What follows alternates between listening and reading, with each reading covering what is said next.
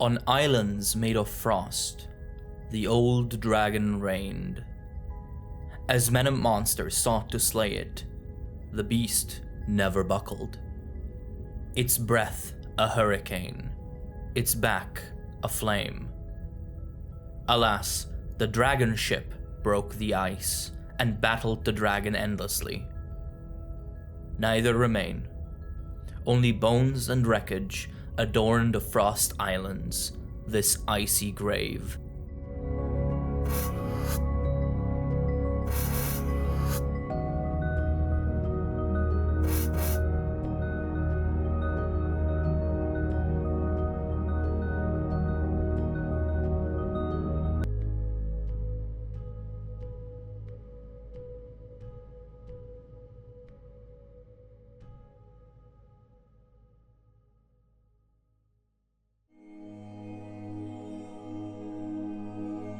Man has left many marks upon the land.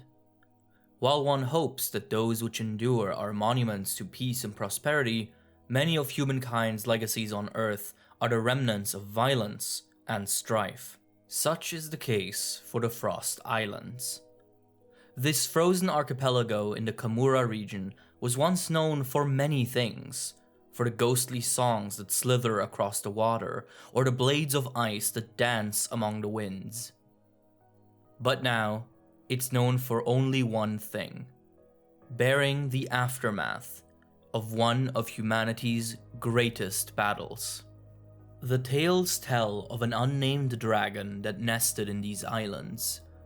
It was said to be so enormous, so massive, that just moving its body changed the shape of the land. It was a threat to man and monster alike. After many hunting parties failed to slay it, it is said that the guild, freshly formed, deployed one of their first dragon ships for the purpose of vanquishing this dragon. Heavily armored ships, loaded with all kinds of weaponry, including multiple dragonators. The hunting party engaged the dragon, and that is where history ends. The expedition was never filed as complete, and no further direct historic records remain. Thus, we look to the landscape of the Frost Islands for answers. Centrally located, there sits a massive dragon skull, impaled by dragonators. Based on the size and shape of the skull, the mythical dragon of the Frost Islands might have been a type of mountain dragon, a superorder of giant elder dragons, each the size of the eponymous mountain. Their modern representatives include behemoths such as the Zora Magdaros and the Lao Shan Lung of the Old World. Whether this one was a Zora, a Lao Shan, or an altogether different, now extinct species cannot be determined anymore, as the specimen was not analyzed after death. However, it seems the hunting party was successful, at least initially. Not far off, the dragon ship lies, split apart and landed into the shallow and icy waters. Coins and valuables are strewn about the islands, suggesting that the crew tried to spread out. Then, recently, Kamura hunters retrieved disparate pages of a diary, shedding light on the fate these warriors suffered. After many a long year on the high seas, the ship's harpoon reduced the dragon to naught but a sinking berg on the waves. To traverse the Frost Islands means to endure its many treacherous dangers. The cold serves as a natural barrier, a filter that rejects and kills any who come unprepared. This filter means that any who traverse the tundra are exceptionally powerful. This extends to the humans as much as it does to the monsters that prowl the frost. While many of them are elusive and only seen extremely rarely, one kind of creature is all over the place, dominating the landscape and loudly announcing its success. The baggy are in many ways typical raptorial bird wyvern. Small, territorial, highly social, and extremely widespread across their habitat, as they breed often and quickly. They are extremely similar in build to the Jaggy, with some key differences. Baggy are blue in coloration, to help them blend in with their icy environment, and that blue skin is also better adapted to that cold. They also lack the frills that Jaggy are well known for, instead possessing a small horn on their forehead. Additionally, Baggy have a fan-like tail with a wide tip, meant for swatting enemies away instead of harming them directly.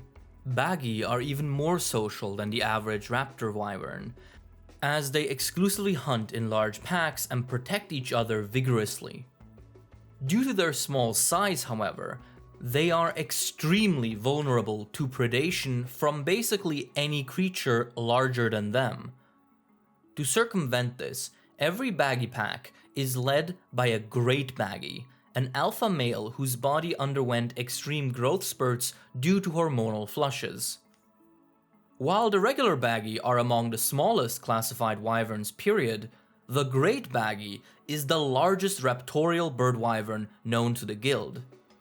The stubby horn is replaced with a large, glorious crest that signals its authority to all Baggy it comes across, and the Great Baggy uses it, alongside its voice, to direct and rally its smaller brethren. Its muscle mass is also greatly increased, making it extremely powerful when charging or hitting an opponent. United, Baggy and Great Baggy are an extremely deadly combination. With their fanned tails, the small Baggies can slap a target away from them, both for their own protection and to maneuver the target into an ideal position. Once that position is reached, the Great Baggy orders the use of this species' signature ability, Sleep Toxins. Within the Baggy dwells a sleep sac, an organ that produces a soporific chemical. When combined with the Baggy's spit and then spewed at a target, this chemical evaporates upon impact, and the resulting gas knocks out almost any creature immediately. While asleep, the target is then devoured alive by the Baggy. A brutal way to go. The threat of this gruesome fate is enough to deter most attacks on the Baggy packs, as their sleep toxin works even on creatures much more fierce than them. Thus, the Great Baggy protects the pack not just through force of power, but through sheer force of fear. Interestingly, the regular Baggy are extremely conservative about using their sleep toxin on their own, avoiding it at all costs until their boss tells them otherwise. The crew of veteran soldiers, their duty fulfilled, moored along a snowy shore, quiet save for the lapping tide. But their ship, fatally scathed, split in two. The men resigned themselves to a Pyrrhic victory and uneasy morrows. While the Baggy find strength in numbers, many warriors of the snow-laden archipelago are lone wolves, facing the tundra in solitude. Relying on no one else keeps the burden of providing food low, but it also means that there can be no mistakes, as no one will come to help. Thus, the lonesome wanderers of the Frost Islands need to be keenly aware of their surroundings and supremely perceptive, lest their lives end between the tusks of a Berioth. One prime example of excellent perception is the Lagombi, a fanged beast, sometimes referred to as a pelagus, which resembles a hare. While they inhabit various icy areas across the known world, the Lagombi of the Frost Islands are peculiar in that they have survived in an extremely dangerous environment. As if the fierce competition wasn't enough, the knowledge that this land was once terrorized by a mountain-sized elder dragon makes the presence of a fairly tame and passive creature like the Lagombi somewhat odd. Either way, this fanged beast continues to successfully proliferate within the Frost Islands, thanks to its highly effective adaptations. Its large ears are extremely perceptive to sound, able to pick up on any predator approaching it. Once a danger is spotted, the Lagombi makes its escape through a truly unique method. While the beast is generally covered in cold-resistant fur, its abdomen and belly are instead more akin to the plastron of a turtle, hard and smooth, and yet flexible despite that. This plastron allows the Lagombi to slide on its belly across the frozen landscape, a fast and versatile kind of movement. It isn't even limited to just escaping. Colliding with a charging Lagombi can easily hurt and deter would-be adversaries. This isn't an option the Lagombi uses all too liberally, however. While it will defend itself when cornered, it does not usually hunt and fight actively, as it is a partial herbivore and insectivore. Lagombi can often be found catching Banahabra and Altaroth, as well as collecting herbs and mushrooms. These are then either eaten immediately or, more commonly, hidden around the area in underground stashes. A singular Lagombi can maintain dozens of hidden food storages within its territory, remembering the location of each of them in case it ever needs an emergency snack. But, like any creature, the Lagombi has weaknesses that are ripe for exploitation. Mainly, its sensitive hearing can become its undoing, as loud or high-pitched noises can leave it dazed and stunned. This makes the Lagombi especially vulnerable to creatures like the Tigrex, which can incapacitate the fanged beast with a single roar, turning the silver slider into an easy meal.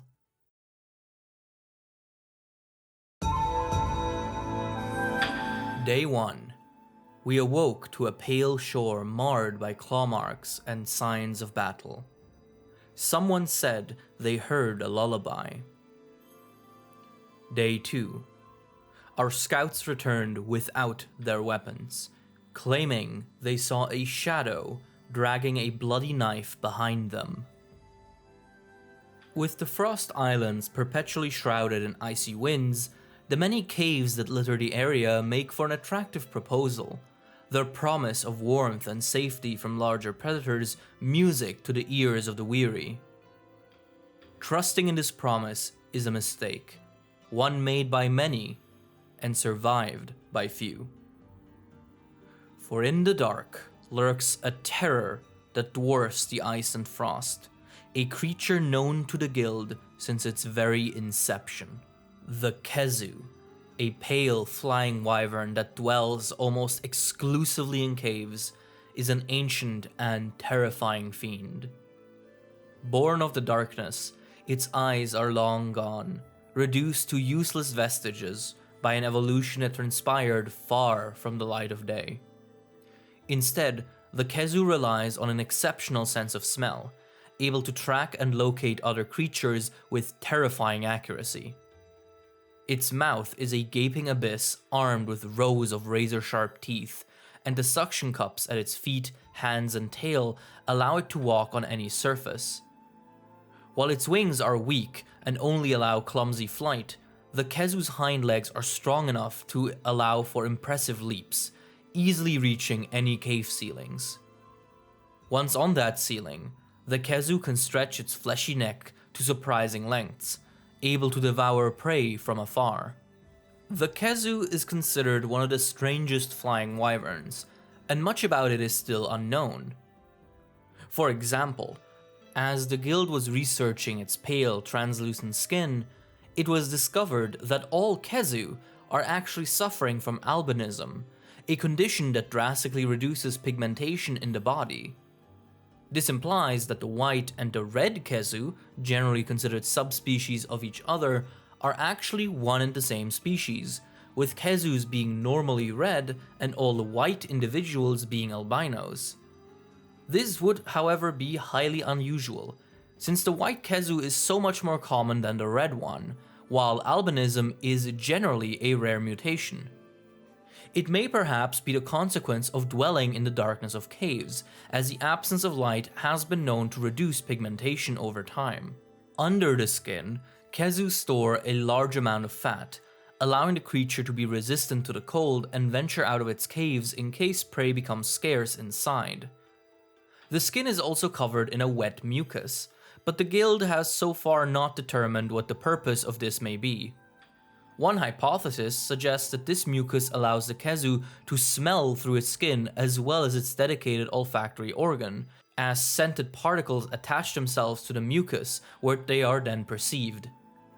In any case, the Kezu's most bizarre ability, however, is its control over electricity.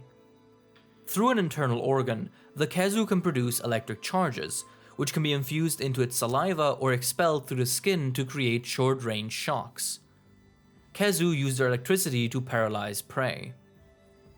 Interestingly, a Kezu will always attach its tail to the ground, or whatever surface it currently stands on, before producing electricity, implying that the creature is not entirely insulated against its own element, and must ground itself for protection. Because of their long history with the guild, Kezu are one of the few species with a well-understood reproductive cycle, and it is not for the faint of heart. All Kezu are hermaphrodites, meaning that they are neither female nor male, instead possessing the germ cells and organs of both sexes. In order to reproduce, they paralyze another animal and inject their offspring directly into its body.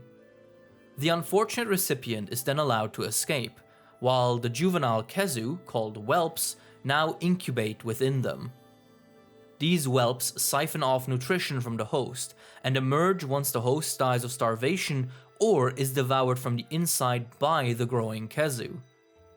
While many hunters are horrified at this type of reproduction, Kezu whelps are actually considered a delicacy in the distant land of Mesoporta, where they are pickled and used as a prized culinary ingredient for many meals. Despite this, many hunters outright refuse to hunt Kezu unless absolutely necessary, and it is not difficult to empathize. Day 3. We all hid in the ship, shivering not from cold, but fear. Some whisper that the island is cursed. Day 10. Before we knew it, there were monsters everywhere, scratching at the ship's hull. Howls and panic followed. The icy plains are prowled by beasts, and the caves hold horrors. Clearly, the only place left to run for safety must thus be the shallows, the watery fields that surround the archipelago. Unfortunately, even those revealed themselves to be treacherous and misleading. The waters around the islands are peaceful, calm even, and just when reasonable doubt should set in, a soothing melody, a ghostly song sweeps the waves and the mind alongside it. Those entranced by it are never seen again, for they fall prey to the somnacanth. This human-faced leviathan lives in the shallow coasts and bays around and within the Frost Islands, where it swims around on its back, propelled by its massive tail fin, which it can choose to stand on when necessary. It often perches itself on rocks and shallows, where it starts to produce melodic roars that resemble singing. The purpose of this behavior is not known as of yet. While it is an effective hunting strategy, as inquisitive souls lured by song make for easy prey, somnacanth have been observed singing even when they weren't actively looking for food. In contrast with this serene behavior, the somnacanth is a fierce and territorial monster, tolerating absolutely no trespassers in its territory. Should it spot an intruder, it will stop at nothing to eliminate them. Its long and slender body can move quickly and ferociously, with somersaults, swipes, and charges that leave any opponent hurting. When enraged, the somnacanth can flush its head fin with blood, changing its color from a calm purple to a pulsating fleshy pink. From the ends of this fin, the leviathan can launch darts that can impale prey from afar. But its most fearsome weapon is its soporific dust. From an organ in its throat, the somnacanth produces a fine particle dust that causes immediate sleep in anyone that comes into contact with it. This dust it can simply distribute as a cloud or breathe out as a beam, both of which are instantly effective against most targets, who will fall asleep, never to wake again. But even when avoiding the waters, one is not entirely safe from the somnacanth, as it has the rare honor of sharing its regular habitat with its own subspecies, the Aurora Somnacanth. Most likely descendants of somnacanths which chose to venture out from the water, the Aurora Somnacanth is a more land-dwelling version of the regular species. It achieves this change with remarkably few changes to its body structures, instead relying on a single core adaptation. The Auroracanth has a modified throat organ, which no longer produces sleep dust, but rather super frozen ice crystals. These crystals can be expelled through various openings in a creature's skin, something it does passively at almost all times. Due to this, the ground underneath the Auroracanth freezes continuously, allowing it to slide on solid ground easily and thus dwell on land without the need for legs or other typical land limbs. The fins it already had help and are useful in addition to this frozen way of transportation. Its new ice organ has more uses than that, however. Just like the regular species, the Auroracanth can emit its icy dust as a breath or as a stationary cloud, as well as surround itself with it. And while the regular Somnacanth sings with no clear reason, the Auroracanth's song serves a deadly purpose. Among the ice crystals are some larger particles, ice bombs that react to sound and expand explosively when vibrated. By spreading ice clouds around a vast area and then singing, the Auroracanth can detonate an icy tempest which engulfs its prey. An icy death by an icy executioner. Day 16. The beast's feast was at an end, as were any courage or valiance we once noble warriors had possessed. What had summoned those monsters were the very remains of that mighty wyvern, growing in strength even after defeat. But beyond the cold and the desolation, the Frost Islands are an ecosystem like any other. And just like any ecosystem, it too has a ruler, a monster that stands at the apex.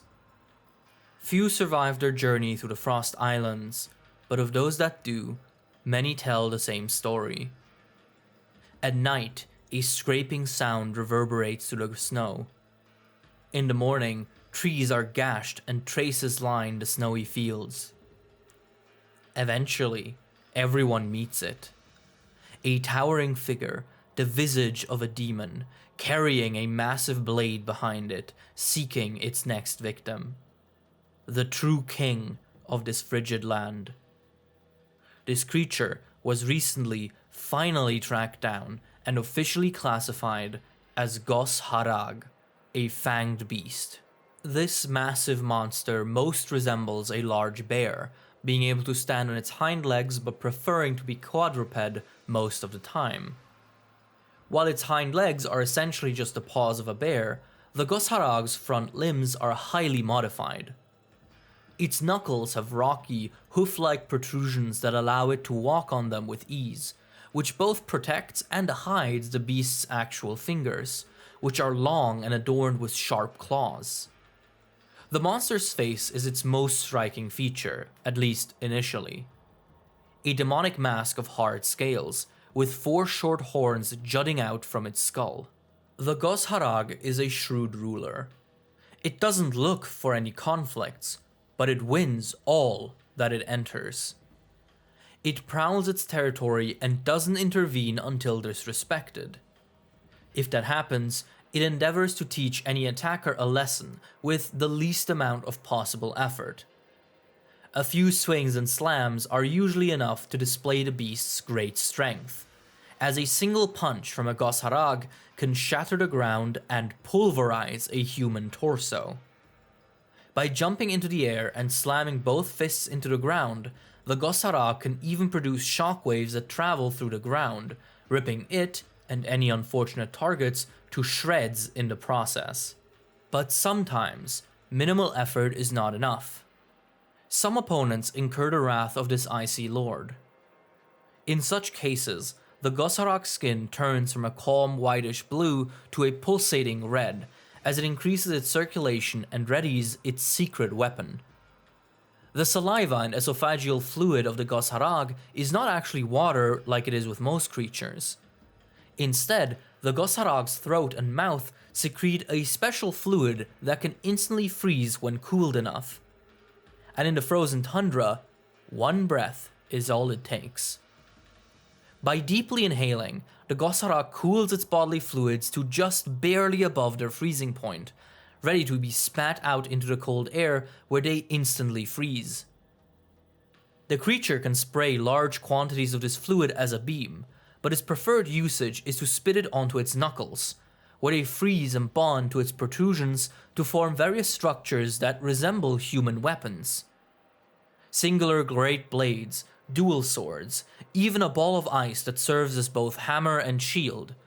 The Gosharag's frigid death takes many forms. It is extremely curious, however, that the Gosharag seems to imitate human weapons specifically.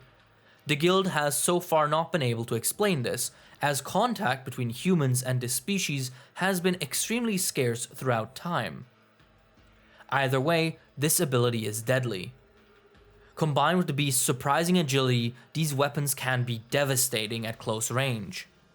And even distance will not save its opponent, as the Gosharag's immense strength allows it to shatter its own ice at will, sending it flying as razor-sharp projectiles that shred opponents from a distance.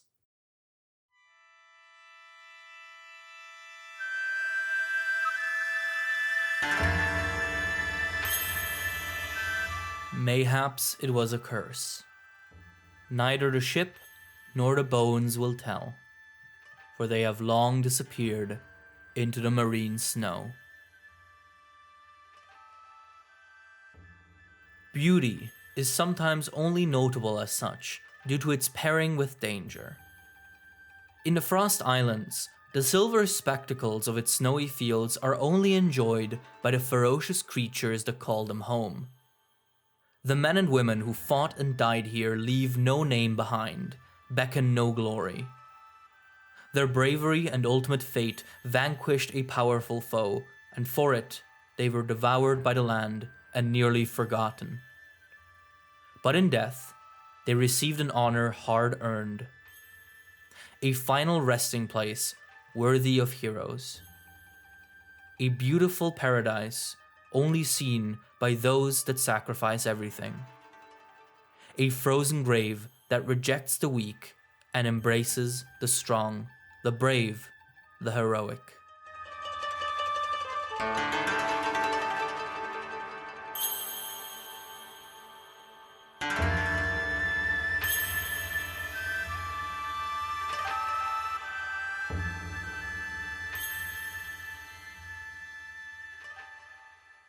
Hello everyone, and thank you as always for watching, and as usual, a very special thank you to all of our patrons, including Fictionape, Cini, Eric Nelson, Ethan Miller, Geo, Jameson Tate, Luden Ther, Makot02, Mr. Pyramid, Mr. Meander, Paracha, Pidefuego, Peroscoco, Project Iceman, Wisdom Minari, Carthair, Oakwood Tree, Iron Camel, and Courage.